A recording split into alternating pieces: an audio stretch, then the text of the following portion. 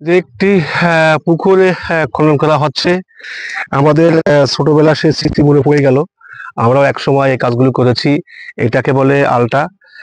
এই যে এটা মাথায় মাথায় বাঁধতে হয়। আর এইটা ঝুড়ি, এই ঝুড়িতে মাটি কেটে ঠিক এইভাবে মাটি কেটে আবার এখানে রাখা হয়। এটা দিয়ে কোদাল দিয়ে এভাবে কাটতে হয়, কেটে এই মাটি এখানে দিয়ে আবার যে পুকুরের চারিপাশে এটা বাঁধা হচ্ছে।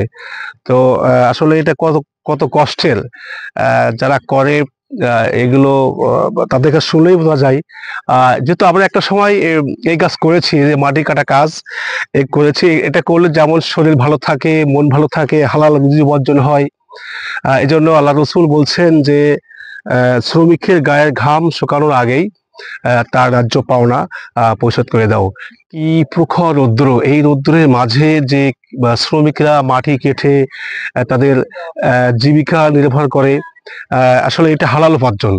এজন্য আল্লাহ রসুল বলেছেন যে শ্রমিকদের গায়ে ঘাম শুকানোর আগেই তাদের ন্যায্য পাওনা পরিশোধ করে দাও।